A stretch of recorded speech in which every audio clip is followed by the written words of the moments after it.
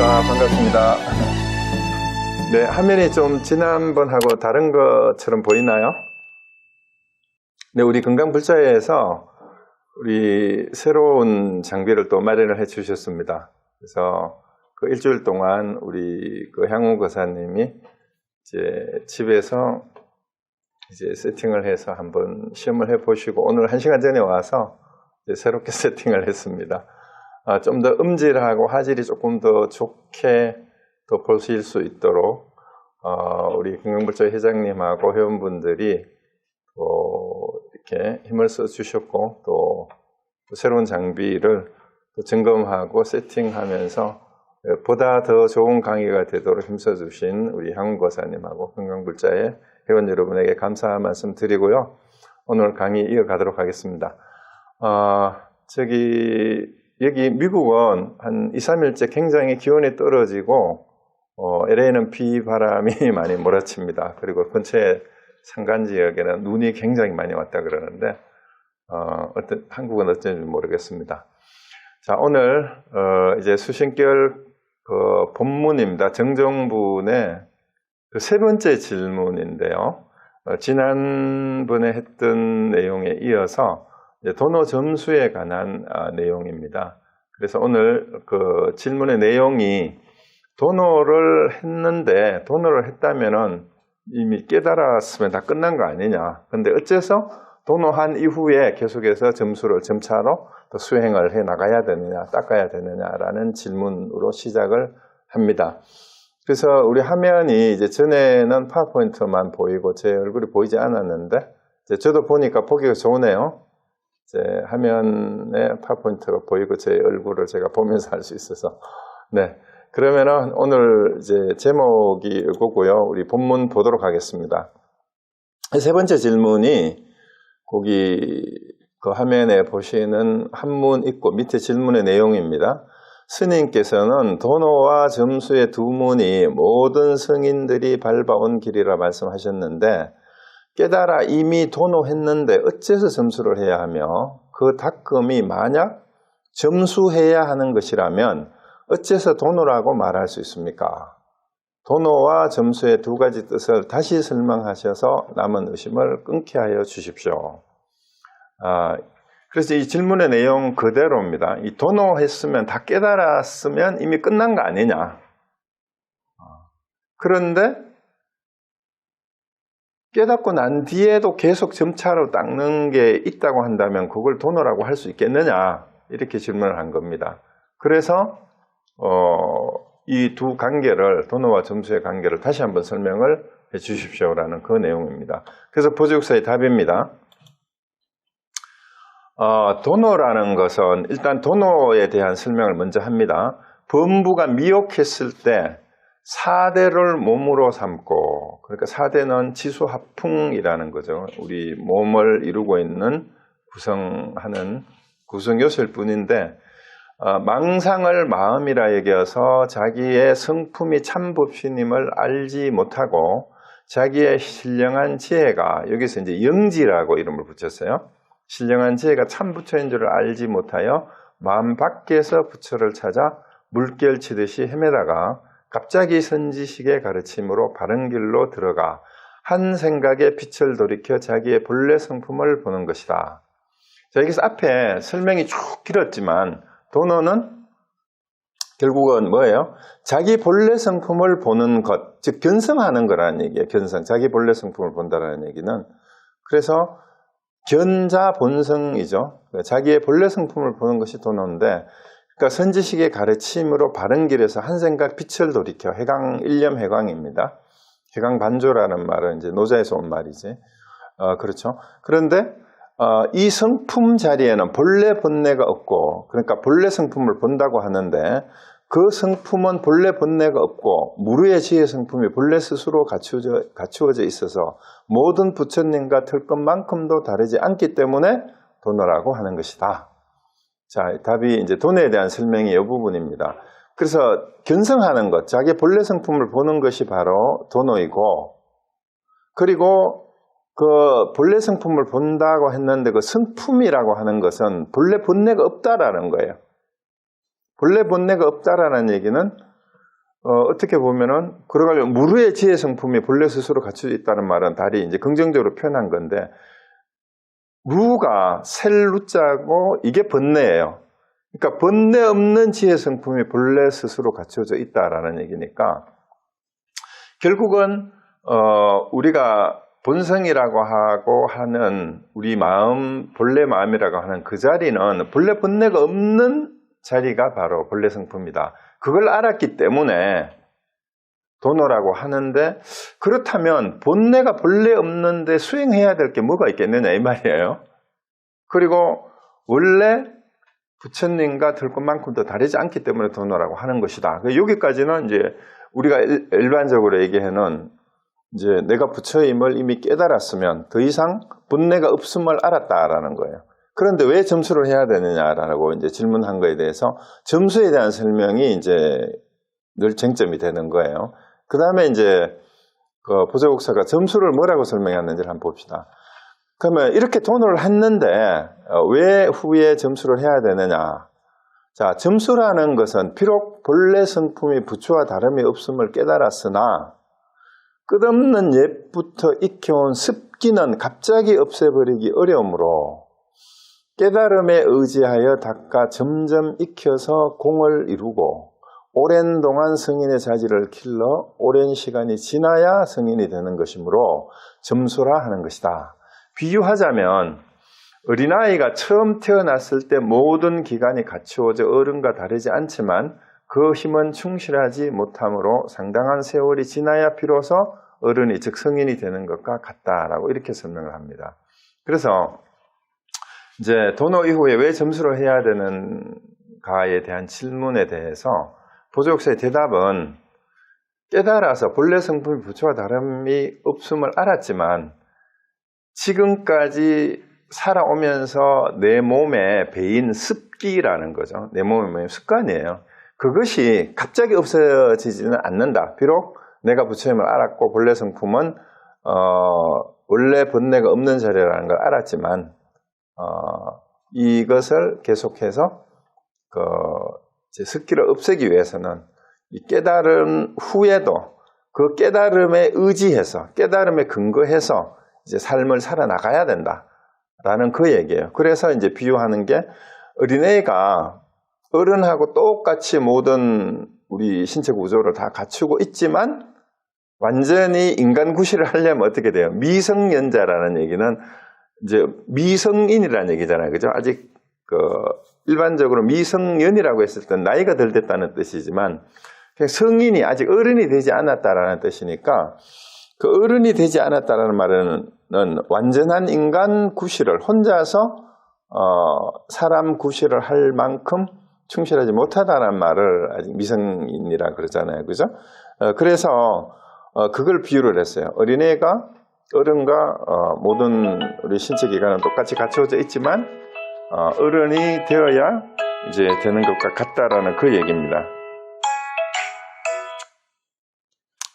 네, 그래서 이제 이렇게 끝이 났는데 오늘 본문의 내용은 이게 끝이에요.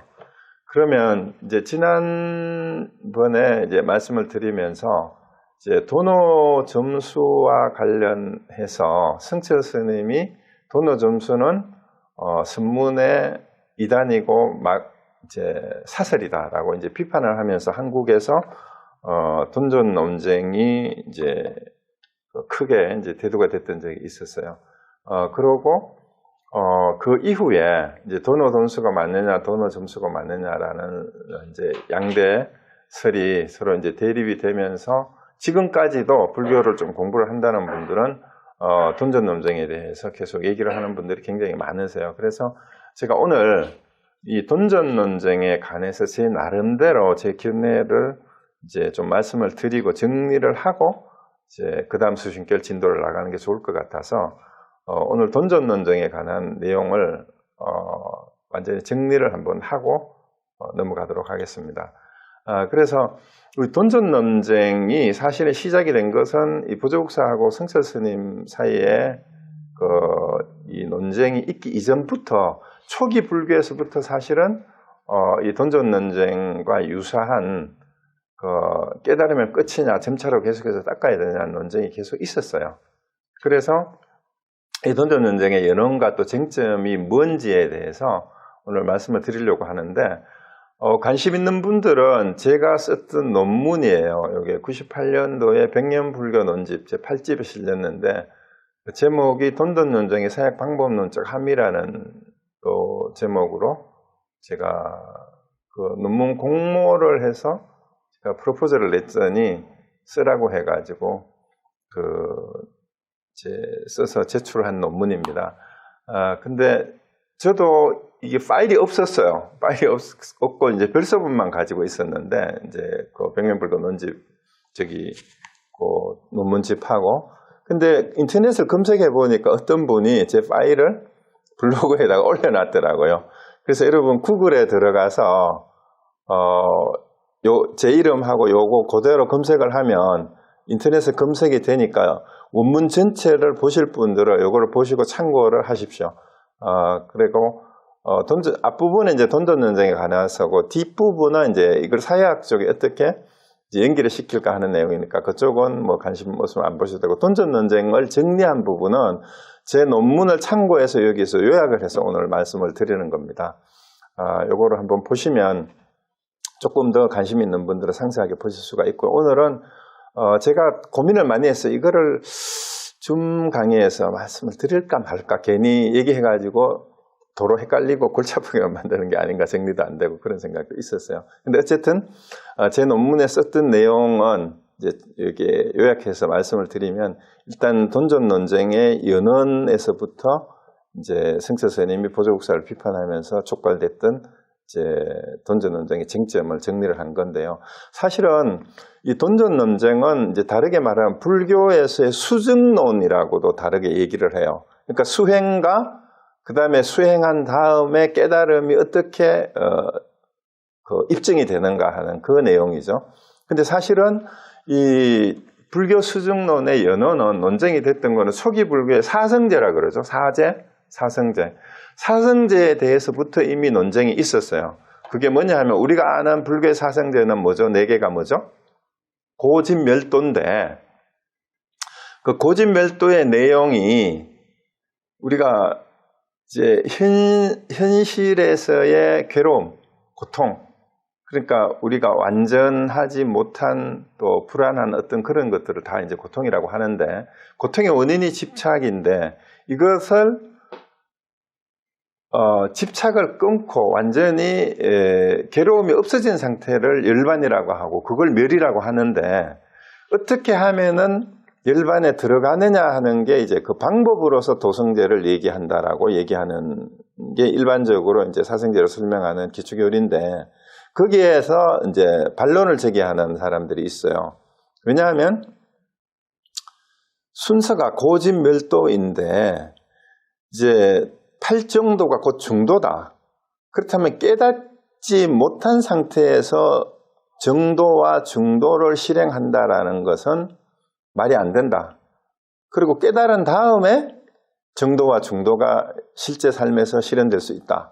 그래서 팔정도, 깨닫지 못한 상태에서 집착과 번뇌를 가진 사람들이 팔정도를 수행하는 것이, 그것이 진짜 정도냐라는 이제 문제제기가 있었던 거죠. 그래서 순서를 고집멸도가 아니라 고집도멸로 하느냐, 왜 고집멸도냐, 이런 논쟁이 있었어요. 이제 그게 이제 초기 불교의 사성제와 관련되는 이제 수증론의 논쟁이 옛날부터 있었었고, 그 다음에 영수대사가 제기했던 이제 이제설이라고 해서 흔히 말하는 진제와 속제죠. 그래서 이거 진제에서 보면은 이제 본래 자리죠. 이제 본래 자리나 이제 본원 자리, 본체 자리에서 보면 번뇌도 없고 생멸도 없고 아무것도 없어요. 그러니까 여기에서는 수행해야 될 것도 없죠. 그렇지만 현실 속에서 시공간의 제약을 받으면서 여러 가지 이제 욕구를 가지고 살아가는 세속의 삶에서는 현실적으로 그런 얘기가 와닿지가 않는 거예요. 그래서 이제 진제하고 속제하고 관계를 어떻게 설정하느냐에 따라서도 이제 수증론의 또 논쟁이 되고요. 그 다음에 그 티베트의 쌈예 사원에서도 인도의 까말라 실라라는 사람하고 중국의 마현 선사죠. 이 두 분이 또 논쟁을 했다라는 기록이 있는데 뭐 상세한 거는 여기서 그만두고 그 다음에 중국에서 바로 이제 남돈 북점이라 그래가지고 그 육조 해능대사가 이제 오조로부터 의발을 전수받아서 남쪽으로 내려가고 그 다음에 그때 신수대사는 오조 문화에 있었지만 육조가 되지 못하고 이제 이제 남아 있었다고 그러는데 이 신수대사는 이제 점차적인 닦는 수행법을 가르쳤다고 하는 게 이제 육조 단경에 보면 육조 해능대사가 이제 신수대사의 개송에 이제 대립되는 다른 개송을 그러니까 신수대사는 이제 거울에 때가 있는 거를 매일매일 쓸고 닦아야 된다 계속해서 이렇게 얘기를 했는데 해능대사는 본래 한 물건도 없는데 혹은 불성상청정인데 어디에 티끌 묻을 때가 있느냐라고 이렇게 얘기해서 이게 이제 해능대사의 가르침이 도노고 신수대사는 매일 계속해서 티끌을 닦고 또 닦아야 된다라고 하는 게 점수에 대한 내용이다 해가지고 남돈 북점이라고 이렇게 알려졌죠. 그와 관련된 남돈 북점 논쟁이 있었고 그 이후에 이제 해능 문화에서도 하택신해라든가 청량진관이나 기본정부 이런 사람들이 돈 점수를 주장을 했고 여러 가지 뭐 8가지 9가지를 이렇게 도노 점수니 뭐 점수 도노니 뭐 이런 식으로 해가지고 이제 짝을 지어서 설명한 게 있었어요. 그러다가 한국에 와서 이제 보조국사가 수신결에서 도노 후 점수서를 얘기한 것이 거의 뭐 1000년 가까이 한국 불교에서는 정설처럼 이어져 내려왔었는데 1981년에 발간된 선문종로라는 성철 스님의 이제 저서에서 이제 도노 점수는 선문의 이단 사견이며 잡설이다. 이렇게 여기 한자가 철자가 빠졌네요. 비판을 했어요. 그래서 도노 돈수만의 선문의 정로라고 주장을 하고 난 다음에 이제 성철 스님을 지지하는 옹호하는 그런 측하고 그 다음에 여기에 대해서 이제 보조국사의 그 보조사상 연구원이 지금 송강사에 있어요. 그래서 송강사 쪽에서는 이제 보조국사의 입장을 다시 이제 옹호하면서 성철 스님의 보조국사에 대한 비판이 굉장히 잘못됐다라고 이제 반론을 제기를 했죠. 자, 그러다가 이제 그러면은 정말 이제 보조국사가 맞는지 성철 스님 맞는지 한번 얘기를 해보자 해가지고 1990년도에 그게 한 10년 가까이 지나서죠. 그 책이 나오고 난 뒤에 이제 보조사상연구원 주최로 송강사에서 불교 학술대회를 했어요. 그리고 93년에는 해인사에서 또 백년불교 학술대를 했는데 양쪽에 이제 한국의 학자들뿐만이 아니라 외국 학자들까지 초청을 해서 돈전 논쟁을 본격적으로 크게 이제 대회를 열었었죠. 그리고 이제 그 결과물들이 이제 책으로도 나왔어요. 그리고 그 이후에도 불교 관련 그 논문에 단골로 등장하는 주제가 바로 돈전 논쟁이었고 그 다음에 이게 이제 학계에는 인문사회과학의 방법론 논쟁에 굉장히 이제 영향을 미쳤던 그런 거였었어요. 그래서 이제 제가 그 논문을 쓸 때는 이 양쪽 대회에서 발표됐던 논문하고 그 이후에 이제 불교계에서 발표됐던 이제 돈전 논쟁에 관련되는 자료들을 다 검토를 했었습니다. 검토하면서 이제 정리를 제가 해봤는데요. 해보니까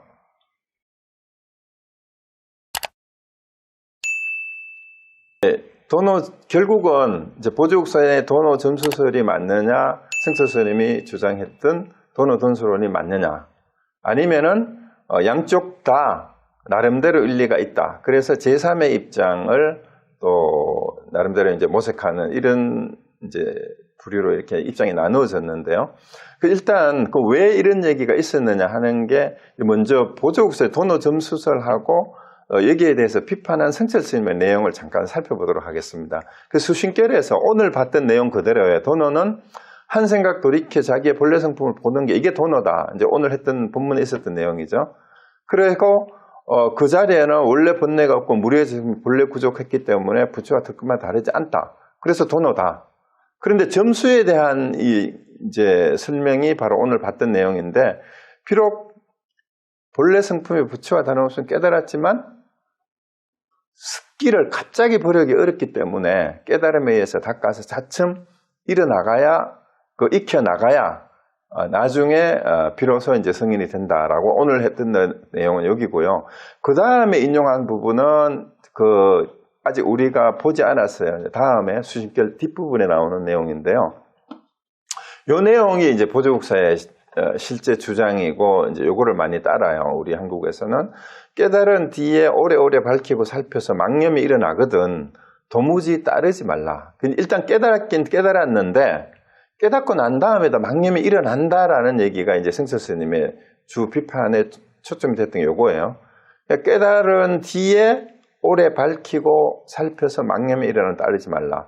들고 또 들어서 더할 것이 없는데 이르러야 비로소 구경이니 천하의 선지식이 깨달은 뒤에 모구행을 한 것이 이것이다. 제가 몇 번 말씀을 드렸는데요. 우리 한국의 그 큰 절에 가면 대부분이 선원이나 큰 법당 주변에 소그림을 보신 분이 있을 거예요. 대부분 보셨을 거예요. 이제 시부도라고도 하고 심우, 차저심자를 써서 심우도라고 하는데, 이제 시부도라고 하는 게 열폭을 그려서 그렇고, 원래는 심우도예요. 차저심자를 써서. 근데 여기에 이제 처음 소를 찾아 나가는 게, 이제 소를 찾아 떠나는 게 심우죠. 그 다음에 두 번째가 견적, 소의 발자취를 보고, 세 번째가 바로 견우예요. 근데 여기에 시부도의 본문의 내용을 보면, 이 글이나 시를 보면은 소가 본래 마음이고 깨달음이고 부처거든요. 근데 세 번째 단계에서 견우를 했다는 거는 본래 마음을 봤다라는 얘기가 되고, 소를 보고 이제 멀리서 본 거예요. 그 다음에 득우가 뭐냐 하면은 소를, 저 산등성에 있는 소를 봤으니까 쫓아가서 잡는 게 득우예요. 그 소를 잡고 그 다음 다섯 번째가 모구입니다. 근데 이 소가 아직 길들여지지 않았기 때문에 길을 들인다라는 게 모구행위예요. 그래서 이거는 이제 신무도의 내용을 보면, 여기 이제 보조국사가 하는 얘기가 천하의 선지식이 옛날부터, 이제 중국엔 도교에서도 이 시부도 그림이 또 8우 8가지 폭이 원래 도교에서 온 거라고도 얘기를 합니다. 소를 기르는 거에 비유를 해서 모구행을 했다라는 건데, 소가 견성이라고 할 때 성품과 부처 깨달음의 비유라면 견우나 모구는 바로 이 보조국사가 얘기한 여기에는 딱 맞아요. 그래서 비록 소는 내가 잡았지만 소를 길들인다라는 게 바로 아직 길들여지지 않는 게 부처 성품에 맞게 소가 완전히 깨달은 상태로 완전히 살지 못한다라는 그 얘기죠. 그러니까 이제 습기를 닦는다라는 것이 결국 모경을 하는 것이라고 할 수 있죠. 그런데 나중에 닦는다고는 하나, 그리고 이제 보조국사의 내용입니다. 비록 나중에 닦는다고는 하나 망념이 본래 공하고 심성이 본래 맑은 줄을 먼저 이미 깨달았으므로 악을 끊되 끊는 것이 없고 선을 닦되 닦는 것이 없다. 이것이야말로 참으로 닦고 참으로 끊는 것이다. 비록 만행을 고루 닦는다 하여도 오직 무념으로 종을 삼는다. 그래서 보조국사가 말하는 도노 후의 점수는 깨닫기 이전에 하는 점수하고는 다르다는 거예요. 왜냐하면 여기서 이미 깨달았기 때문에 그 깨달음에 의지해서 닦는 것이기 때문에 무념으로서 하는 거다라고 이렇게 주장하는 거예요. 요 내용이 이제 우리 수신결 뒤에 이제 나오는 그런 내용입니다. 자, 그리고 여기에 대해서 이제 선철 스님은 선문종로에서 어떻게 비판을 하시냐 하면은, 선문종로의 내용입니다. 선문의 정전의 도노는, 그러니까 선문의 성가에서 다르게 전하는 도노라는 것은 이 말이에요. 망상이 멸진한, 망상이 완전히 없어져서 구경무생을 내용으로 한 원증의 도노이다.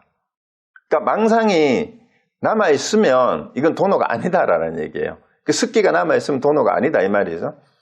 그리고 등각이 건강심으로서 체미세념이, 내 말이 미세망념이라는 뜻이에요. 팔 아래아를 단진하고 묘각의 돈입함을 견성 또는 성불이라 하나니 이것이 도노다. 그래서 이제 미세망념과 완전한 습기까지도 다 없어져야만 그게 견성이다. 그게 도노다.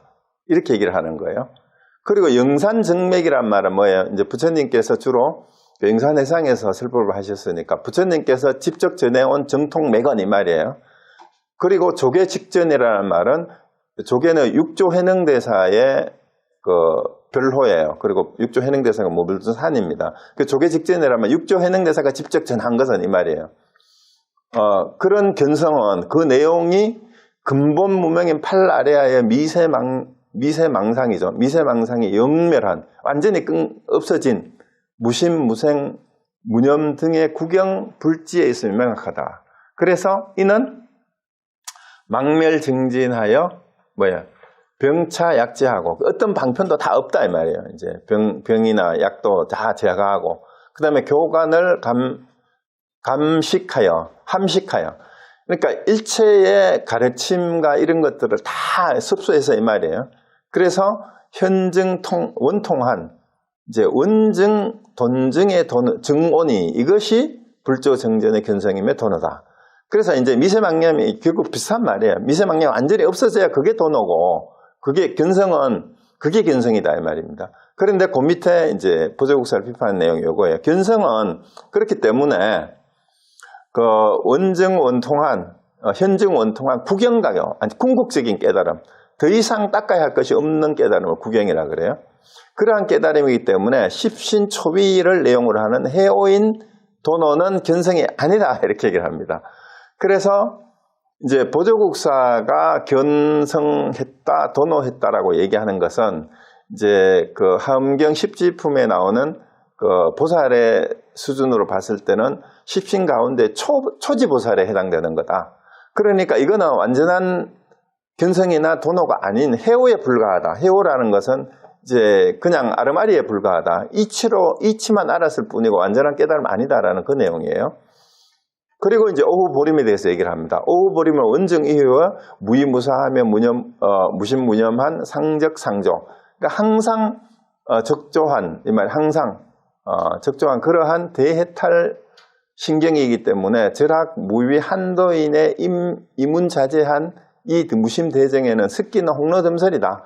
그러니까 정말로 완전히 깨달았다면 이 습기라는 것은 홍로점설이라는 말은 이제 그 용광로에 눈송이 하나가 하는 것처럼 전혀 문제될 게 없다 이 말입니다. 그래서 자성을 원정해서 보림 무심할 뿐 습기는 문제 삼을 필요가 없다. 깨달은 사람이 이제 수행하는 데에는 이렇게 얘기를 하는 거죠. 그래서 달마 직전엔 6조의 정법은 달마대에서 직접 전하고 6조 현행대사의 바른 가르침은 이 말입니다. 유돈 무점이다. 오직 돈만 있고 점은 없다. 그래서 전문은 미계에서만 있어, 미혹한 경지에서만, 미혹한 세계에서만 있을 뿐이고 오경이 아니다. 깨달은 경지가 아니다 이 말이에요. 그래서 6조는 오직 도노돈수의 원증인 견성만을 선설하였을 뿐이다라는 거예요. 그래서 도노돈수를 내용화하는 원증만이 6조 정전이니 돈수 원증이 아니면 오가 아니다. 깨달은 게 아니다라고 이렇게 얘기를 하는 거예요.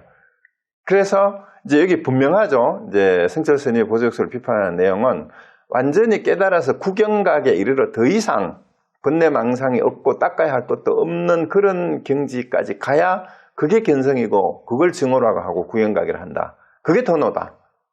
그래서 보조국사가 말하는 이 견성은 또 보조국사가 말하는 도노는 진정한 의미의 견성이 아니다라고 하는 거예요. 그래서 성철 스님의 요지는 도노 점수 사상에서 즉 이제 보조국사가 말하는 거기에서 도노는 해오고 이런 것 아르마리인 지혜라는 거예요. 그 지혜, 아르마리. 지혜는 깨침을 가라오면 최대의 장애물이며 선문 최대의 근기고 따라서 도노 점수를 따르는 것은 지혜 정도고 지혜 정도가 주장하는 도노 점수는 선문의 이단 사견이다. 이게 성철 스님의 그 서문에서부터 선문 정로 서문에서부터 군데군데 이 주장을 조금씩 표현만 다르게 해서 계속 합니다. 자, 그래서 이제 이렇게 선문 정로가 출판이 되자 이제 불교계가 이제 발칵 뒤집힐 정도로 왜냐하면은 보조국사는 그 우리 조계종의 이제 그 뭐라 그러죠? 중흥조라고 하고 이제 그런 분인데 이제 성철 스님이 보조국사를 이렇게 비판을 하고 심지어는 이단이고 사설이다라고까지 얘기를 해버리니까 이제 특히 이제 보조 스님을 믿고 따르던 대다수의 이제 조계종의 스님들과 학자들은 이제 발칵 이제 뒤집힌 거죠. 그러니까 이제 결국은 두 분의 입장의 차이를 요약을 하면 이렇게 돼요. 이제 보조국사 성철 스님의 차이는 도노에 대한 입장하고 도노 이후의 수행이라는 것에 대한 입장의 차이인데 보조국사는 도노가 해오이고 이것도 견성이라는 거예요. 왜냐하면 앞에 이제 수식글 본문에서 봤듯이 부처의 성품이 나의 본래 성품을 바로 봤기 때문에 그리고 도노 후에 점수하는 것은 모구행을 하는 거다라는 거예요. 습기를 없애기 위해서 소를 길들이는 것과 마찬가지로. 그래서 모구행을 해 나가다가 보면 구경에 도달하게 돼서 드디어 모든 습기가 다 녹아 떨어져서 없어지는境지까지 가게 된다라는 주장이고요. 성철 스님은 도노는 증오라야 되고 구경각이고 이것이 견성인데 해오는 견성이 아니라는 거예요. 그리고 도노는 증오이고 그리고 돈수이기 때문에 활짝 닦는 게 더 이상 닦을 것이 없다라고 이렇게 주장을 해요. 습기나 이런 걸 문제 삼을 게 없다라는 거죠. 이제 깨달았으면은 진짜 도노를 했다면은 자 그러면은 여기에 대해서 이제 송광사 측은 성철 스님의 주장이 어떻게 잘못됐는지를 또 조목조목 비판을 합니다. 그래서 이제 이후에 그 송광사하고 해인사에서 있었던 양대 그 돈전넘제에 관한 학술 대회에서 양측의 주장이 아주 팽팽했어요. 팽팽하고 그 다음에 이제 제3의 입장도 있었는데 일단 보조국사의 도노 점수를 옹호하는 입장이 주로 이제 송광사 측에서는 이제 과연 도노 점수가 선문의 이단이고 사설인가라고 질문을 하면서 이제 성철 스님의 문헌 인용과 해석이 이제 그 문제가 있다라는 거예요. 도노와 해오, 견성의 개념, 돈점, 역사적 뿌리 등을 이제 탁 입증을 하면서 성철 스님의 주장이 문제가 뭐냐 하면은 성철 스님이 단장절구식 문헌 인용이라는 것은 이제 수신결뿐만이 아니라 이제 정해결사문이라든가 보조국사의 그 저서를 제대로 읽고 앞뒤 문맥을 제대로 살피지도 않고 단장절구란 말은 필요한 부분만 잘라가지고 자기 주장을 하면서 근거 없이 비판을 했다 이 말이에요. 그래서 문헌 인용과 해석에 이 문제가 많다. 그리고 제대로 된 행식도 갖추지를 못했다. 이제 이런 식으로 얘기를 하는 거죠. 그리고 이제 수에 관해서는 그 중생구제에 초점을 맞추어 가지고 그럼 깨달은 사람이 보살행을 실천하고 보현행을 하고 하는 데에서 그러면 깨달으면은 오후 수행을 어떻게 해야 되느냐라는 부분을 가지고 이제 성철 스님을 비판하고 이제 물고 늘어졌어요. 이렇게 하니까 이제 성철 스님을 입장하는 이제 학자들은 일단 기준이 성철 스님의 주장을 기준으로 이제 보조국사의 저술이나 다른 또 보조국사를 옹호하는 주장을 이제 비판을 하는데 이제 이 중에는 윤원철이라고 연세대 철학과 교수죠. 아마 이분은 이제 그 문헌 인용이라든가 이제 주장의 그 논리적인 형식이나 이런 것들이 너무나 이제 논리적인 비약이 많다라고 비판을 하니까 성철 스님이 뭐 학자냐? 그런 논문의 형식을 문제 삼게 이렇게 이제 얘기를 한 거예요. 그러면서 세속학문의 행식성과 효용성, 실용적 잣대로 성철 스님의 주장을 문제 삼으면은 이게 잘못됐다. 그 성철 스님은 근본주의적이라고 할 정도로 선불교 전통에 충실하려는 것이니까 그 문제의식을 제대로 우리가 이제 이해를 해야 된다. 이런 식으로 하여튼 이제 옹호를 했어요. 그러고 이제 양쪽을 이제 수용하려고 하는 이런 입장이 있었는데 이거는 제3의 입장을 하나의 견해가 아니에요. 다 입장이 서로 다 달라 사실은. 그래서 이제 깨달음과 수행, 동과 점의 관계를 어떻게 보냐에 따라서 서로가 이제 다른데 여기에는 근기론, 경지론, 뭐 이제 이론과 실천, 역사적인 문제 이런 걸 다 가지고 와가지고 이제 연결시키는데 뭐 여기는 내가 생각하기에는 일일이 그 해명을 하기보다는 제가 이제 논문을 다 정리를 하다가 송담 스님 본문을 이제 우연히 듣게 됐는데 송담 스님 뭐라고 말씀하셨나 하면은 실제로 참선을 하지도 않으면서 입으로만 무엇이 도노이고 무엇이 점수다. 이것이 옳다 저것이 옳다. 백날 모여서 토론해봤자 그것은 구도선에 지나지 못한다. 이렇게 얘기를 했어요. 이제 양쪽에서 그 학술대회가 막 있고 또요. 그러니까 관심 있는 분들은 또 주변에 좀 큰 스님들이나 학자들한테 가면 신도들이 이제 큰 스님들한테 다 물어봐요. 제가 송광사하고 해인사에서 돈전논쟁 하는데 스님 생각은 어떠세요? 이런 질문을 한 데 대해서 이렇게 대답을 하신 거예요. 이제 성담 스님이. 그래서 이제 성담 스님이 보기에는 송강사 해인사에 참석했던 스님 학자들이 한마디로 다 구두선이고 제대로 참선을 하지 않는 사람들의 실언일 뿐이다라고 아예 이제 비판을 해버렸어요.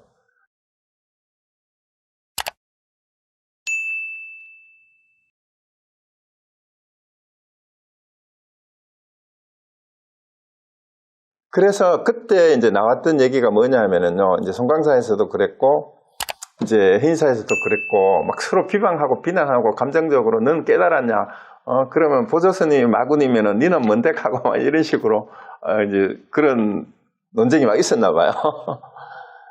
그래서 이제 제가 제 논문에 이렇게 썼어요. 이거 실제 내용인데 여기 이제 그 누구죠? 이제 윤원철이라는 분이 이제 그럼 학자가 아니라서 학문의 형식성은 문제 삼지 않더라도 선불교 전통에 정말 충실해야 될 거 아니냐. 그렇다면 그래서 제가 어느 게 진짜 선불교 전통에 충실한 거냐. 그래서 제가 이제 이렇게 문제 제기를 한 거예요. 이제 성철 이거는 그 논문을 그냥 썼기 때문에 호칭을 안 붙였어요. 성철 보조를 그냥 논문에서는 스님자 안 쓰고 그냥 씁니다. 그러니까 그냥 읽을게요. 성철이 보조를 지혜 정도라고 할 때 사실은 이 참선을 하고 수행을 했는 분이라면 스님께서는 보조가 지혜한 것을 어느 것을 보십니까? 라고 그 자리에서 성철 스님한테 물어봤어야 돼요. 똑똑한 제자가 있었다면. 그런데 야 보조 스님의 여기에 수신결에 이렇게 적어놨잖아 이랬다라면 이거는 선문에 아까 얘기했죠? 이게 윤은철이 얘기한 대로 근본주의적이라 할 정도로 천불교 전통에 충실하다면은 책을 가지고 뒤적여서는 안 된다 이 말이에요. 어디서 보느냐? 그 보는 자리를 바로 이룰 수 있어야 돼요. 자, 그래서 제가 이렇게 적었어요. 이제 실제 논문에도 실제 보조의 문헌을 뒤적인 분리문자라는 성가의 뜻과 신마편을 어긋나다 이렇게 얘기했는데 그래서 자신의 견체에서 나는 할구로 이걸 답해야 됩니다. 이건 화두예요. 보조가 지혜한 것을 어디서 봅니까? 라고 이제 물어봐야죠. 그 다음에 뭐 이단이다, 마군이다, 깨달았느냐, 뭐 이런 거에 대해서도 당당하게 대처할 수 있어야 되죠. 그럼 저보고 너는 깨달았느냐 이렇게 물으면 제가 뭐라고 할 것 같아요. 누가 물어오시는 분이 있어야 되죠. 자, 그래서 저는 저한테 누가 깨달았습니까? 물으면은 저는 물론 이제 상황에 따라서 다르게 대답을 하지만 당신은 깨달음이 뭐라고 생각하느냐고 서로 반문을 해요. 그래서 본인이 깨달았다면 당신은 깨달았느냐라고 질문할 것도 없어요, 사실은. 그리고 또 본인이 깨닫지 못했으면 남이 깨달았는 거를 물어봐서 뭘 해요? 그리고 깨달았다고 한들 알겠어요? 못 깨달았다고 한들 알겠어요? 그러니까 일단 이제 자기 수행과 여기서 위에서 얘기했던 것은 자신의 견처가 분명해야 어떤 질문이 나와도 당황하지 않고 이제 불조로부터 또 달마를 거쳐 육조 해능대사를 통해서 전해준 본문의 내용이 그대로 어긋나지 않게 답을 할 수 있다라는 그 얘기입니다. 그래서 어쨌든 이제 많은 조사들이 깨닫지 못한 채로는 이론이나 은설을 가지고 깨달음을 얘기하는 구두선이다, 마설이다. 이제 송담 스님이 그렇게 얘기한 거죠. 이제 그래서 성철 스님을 지지하는 쪽도 이제 선문정례의 내용이 그냥 교과서예요. 이 사람들은 선문정례의 내용이 진리예요. 그리고 그렇게 해가지고는 성철 스님이 우상화될 우려가 있죠. 그리고 당연히 학술적 형식이 아니라 성철 스님의 인식 자체에 문제가 있다면 당연히 그걸 문제 삼아야 되죠. 그리고 이제 정법을 비방하는 그렇다고 정법을 비방해서는 안 돼요. 그렇지만 분명한 선불교 전통에 충실한 문제의식으로 살불살조의 정신으로 성철 스님이 됐든 보조 스님이 됐든 문제가 되는 것은 질문을 해야 됩니다. 자, 그래서 이제 제가 제시한 내용은 이거는 이제 불교하고는 관계없고 이 말씀을 드릴까 말까 하다가 제가 이제 논문을 쓰는 게 저는 사회학을 전공을 했잖아요. 그러다 보니까 사회학은 전부 서양에서 들어온 학문이고 이제 이 돈전 논쟁을 어떻게 사회학 방법론하고 연결시킬까라고 고민을 하다가 이제 이 논문을 썼었어요. 그러다가 보니까 이제 서양의 학문하고 이제 동양의 불교든 이제 유불선의 내용을 이제 가지고 와가지고 사회학 이론하고 연결시키려 그러면은 서양의 이제 인문사회과학의 용어하고 뭔가 연결이 되는 그 비교 기준을 설정해야 될 필요가 있었어요. 그래가지고 이제 그 인식론적인 관점에서 인식의 세 차원을 좀 나누어서 볼 필요가 있다. 그래서 이제 인식의 세 차원을 나누어 가지고 깨달음과 수행과 동과 점에 관해서 쟁점을 좀 다르게 이제 재구성해 볼 필요가 있겠다라는 생각이 들었어요. 그래서 이제 요게 이제 이렇게 했는데, 이제 왜 이렇게 해야 되느냐 하면은요, 이게 학문의 효용성보다는 도너 점수든 도너 돈수든 그 두 분의 주장의 의도가 뭐냐라는 것을 정확하게 파악을 해야 된다는 거예요, 먼저. 그래서 이제 깨달음과 돈점을 어떤 입장에서 이런 말을 했느냐를 이제 제대로 봐야 되고, 현실적으로 우리가 살아가는 것은 시공간에 제약이 된 이제 세속 세계예요. 그래서 그러한 사회적 현실하고 깨달음에서 말하는 인과가 본래 없다라고 하는 깨달음의 세계하고 분명히 인과관계에 의해서 관계에 맺어져 가는 우리의 사회적 현실하고를 직접 연결해서는 이게 얘기가 안 된다라는 그 얘기죠. 그래서 제가 이제 그 두 가지 부분이에요. 돈점도 없고 인과도 없고 유무도 본래 없는, 그거는 이제 깨달음의 세계죠. 그런데 현실적으로 시공간의 제약과 인과에 매여 있는 사회적 존재로서의 우리의 현실적 존재로서의 인식하고 이거를 어떻게 연결시키고 이 두 개를 어떤 차원에서 봐야 되느냐 하는 그 부분에 대한 문제의식 때문에 이거를 이제 요 이해를 좀 구분을 해야 될 필요가 있어서 이걸 했어요. 그래서 그러고 또 그 근거가 됐던 게 저도 육조단경에서 찾았어요. 육조단경에 도낭본과 덕입본 양쪽 다 이제 내용이 뭐가 있냐 하면은요, 지난번에 잠깐 말씀드렸지만 분명히 요래 도낭본에도 이렇게 나와요. 법에는 돈점이 없지만 사람은 이둔이 예리하고 두남이 있다라는 거예요. 그리고 미혹한 사람은 점차로 개합하고 깨달은 사람은 단박에 닦는다. 이렇게 돼 있고, 또 뒷부분에 가면 도낭본에도 어떤 것을 돈점이라 하는가. 법은 한 가지이나 견해는 더디고 빠름이 있다. 보는 것이 더딘 것을 점이라 하고, 견해라고 해석을 해도 되고 보는 것이라고 해도 돼요. 보는 것이 더딘 것을 점이라 하고 보는 것이 빠른 것을 돈이라 한다. 법은 돈점이 없으나 사람은 예리하고 두남이 있으므로 돈점이라 한다. 이건 도낭본은 이렇게 심플하게 되어 있는데 덕입본은 조금 더 부연 설명을 해놨어요. 본래 바른 가르침은 돈점이 없으나 사람의 성품은 예리하고 두남이 있어 미혹한 사람은 점차 개합하고 깨달은 사람은 단박에 닦느니라. 스스로 본래 마음을 알고 스스로 본래 성품을 보아서 곧 차별이 없는 것이다. 그러므로 돈점은 거짓 이름을 세운 것이다. 요거는 이제 덕입본의 정해 일체품에 나오는 얘기고, 그 다음에 그 남돈 북점품이라고 있어요. 이제 덕입본에는 남북의 두 종이 돈점으로 나누어져서 배우는 사람들이 근본 취지를 알지 못함으로 대사께서 대중에게 말씀하셨다. 그래서 이제 해능대사가 이제 오종 홍인대사로부터 의발을 전수해서 남쪽으로 가라 그래요. 남쪽으로 내려와서 이제 남쪽에는 이제 그 선종이 그 육조로부터 이제 파생된 그 이제 돈점을 비교할 때 이제 돈오 돈수하는 돈법이 유행을 하고, 북쪽에는 신수대사의 그 제자들이 이제 신수의 수행법을 그대로 따르기 때문에 이제 전법이라고 얘기를 했죠. 그래서 이제 남돈 북점이라고 남종과 북종이라고 아예 두 개 종파가 이제 갈라져 가지고 이렇게 그 나누어지게 된 현실이 됐는데, 그때 이제 육조당을 기록한 사람이 그렇게 적어놨잖아요. 그래서 학인들이 그 취지를 못하니까 이제 육조해능대사가 이 부분에 대해서 말씀을 하셨다는 거예요. 법은 본래 한 종이나 사람은 남북이 있고 법은 곧 한 가지나 보는 데는 더디고 빠름이 있다. 어떤 것을 돈점이라 하는가? 법에는 돈점이 없으나 사람은 예리하고 두남이 있으므로 돈점이라 한다. 이렇게 해놨어요. 자, 그러면 여기서 분명한 게 육조 현행대사가 바로 달마 직전이고 육조 정전이라고 이제 성철스님 계속 그 주장을 계속 하셨잖아요. 그럼 육조 단경에 나오는 육조 현행대사의 말에 비춰본다면 돈점이란 깨달음 자체를 두고 하는 말이 아니에요. 즉 사람의 견해, 즉 인식에 더디고 빠른 차이를 두고 하는 말일 뿐이라는 거죠.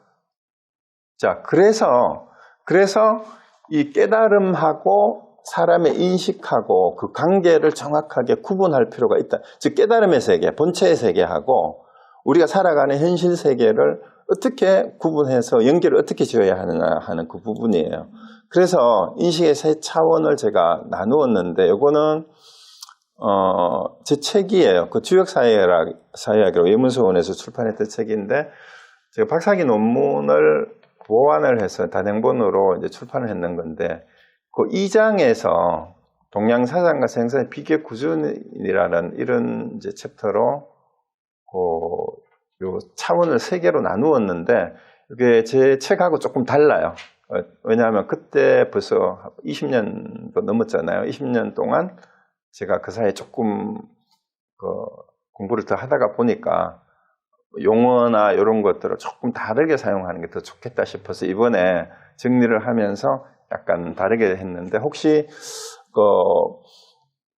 앞에서 제가 썼다는 논문에는 요 내용을 아주 짤막하게 그냥 그론만 하고 있고 이제 좀 동양사상과 생산의 비교 기준을 좀 상세하게 이제 제가 왜 이렇게 나누어야 되고 왜 이런 용어를 가져왔는지 이 용어의 뜻이 뭔지 이런 거 상세한 설명은 제 책에 돼 있어요. 그래서 이 부분에 대한 관심이 있는 분은 제가 책을 다는 못 보더라도 2장은 꼭 한번 보셨으면 좋겠어요. 특히 동양사상에 관심 있는 분이나 동서비교 철학에 관심이 있는 분들은 이 2장을 한번 보시면 동양사상하고 서양사상을 비교할 때 이제 굉장히 유용한 기준이 되지 않을까는 저는 제 나름대로 생각을 하고 제가 아마 제 박사학위 논문이나 제 책의 오리지널리티가 저는 이 2장에 있다고 봐요.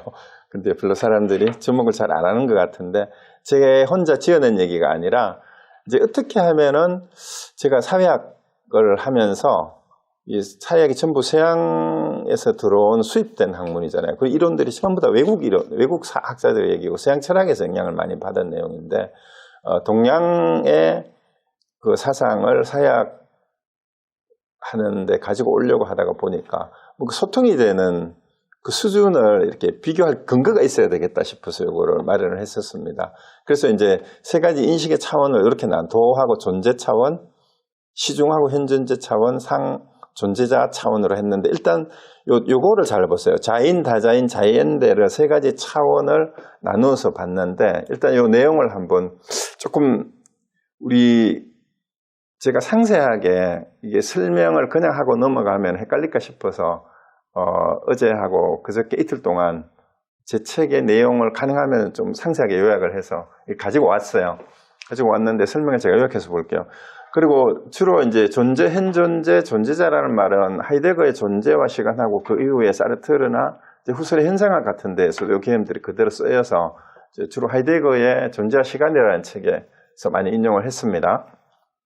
근데 이제 이 존재라는 말하고 도라는 말하고 굉장히 유사해요. 그 설명을 보면은 특히 이제 하이데거의 존재와 시간이라는 책에 보면 존재의 보편성은 유개념으로서 보편성이 아니다. 존재자로서 개념적으로 파악될 수 없는 거다. 그리고 존재는 어떤 성질도 덧붙일 수가 없고 어떤 개념이나 서술할 수 있는 게 아니다. 이런 내용이 계속 나와요.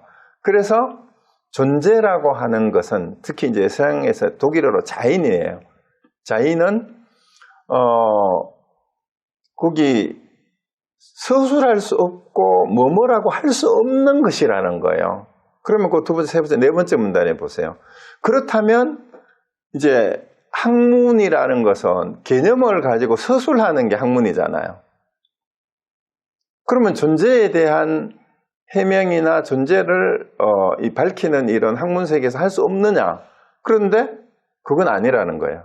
그러나 이 때문에 존재는 어떠한 문제도 더는 제공할 수 없다고 결론 내릴 수 결코 그렇지 않다. 결론 지을 수 있는 것은 존재는 존재자라고 하는 그런 것은 아니라는 것뿐이다.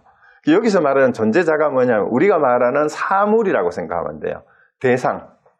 그리고 이건 물건뿐만이 아니라 우리가 간념적으로 이제 만들어낸 고정관념화해서 분류한 어떤 범주들 있죠. 그런 것들을 다 존재자라고 생각하면 돼요. 근데 존재는 그런 존재자가 아니다 이 말이에요. 그런 범주로 분류할 수 있는 게 아니다 이런 얘기죠.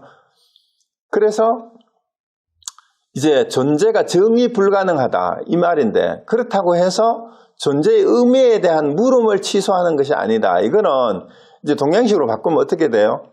도나 깨달음이나 본성을 이름이나 개념으로 할 수 없다고 해서 그 깨달음 자체가 추구되지 못한다라는 건 아니다. 이 말하고 똑같잖아요. 그래서 이제 존재에 대해서 학자는 끊임없이 여기에 대해서 계속 이제 연구를 해야 된다라는 거예요. 그리고 이제 재밌게도 이제 그 하이데거는 서양 철학의 역사를 존재 망각의 역사라고 이렇게 얘기를 했어요. 그게 뭔 말이냐면은 이제 존재가 궁극적인 이 세상을 모든 존재자를 있게 하는 근원인데 이 서양의 학문의 역사는 그걸 다 잊어버린 역사가 됐다라는 그 얘기죠. 이거는 꼭 칼 야스퍼스가 이제 역사에서 진보는 없었고 태부만 있었다라고 얘기하는 거하고 똑같아요. 어쩌면은. 그러니까 우리가 물질 문명의 역사는 계속해서 진보하고 발전해 왔다고 볼 수 있지만 어쩌면 인간 정신의 역사는 계속해서 퇴보했다. 그 기준이 이제 흔히 말하는 차축 시대, 이제 2500년 전후에 그 옛날 성인들이 얘기했던 동서양의 그 이후의 정신 세계를 그 이후의 사람들은 뛰어넘지 못하고 계속 오히려 퇴보해 왔다라는 그 얘기예요. 그래서 예를 들어 동서양의 이제 부처님이나 예수님이나 소크라테스나 노자나 공자나 이런 사람들의 정신 세계를 후대의 사람들은 오히려 더 뛰어넘기는커녕 점점점 퇴보해 왔다라고 볼 수도 있다라는 얘기죠. 그러니까 지금 우리도 뭐 하는 거예요? 2600년 전에 부처님 얘기를 또 수천 년 전에 이 성인들의 얘기를 21세기에 계속 이러고 있는 거예요. 그걸 뛰어넘었으면 그 사람들 얘기할 필요가 없죠. 그 이후에 예를 들어서 뭐 4대 성인들의 얘기보다 그 주장보다 더 뛰어난 가르침이 있었다면 지금 뭐 예수든 부처든 석가모니든 노자든 공자든 얘기할 필요가 없으나 그런데 지금 그걸 계속 재해석하는 이유는 그분들을 뛰어넘는 정신세계가 나타나지 않았다는 얘기예요. 그래서 어쩌면 존재망각의 역사라고 얘기했는지도 모릅니다. 근데 어쨌든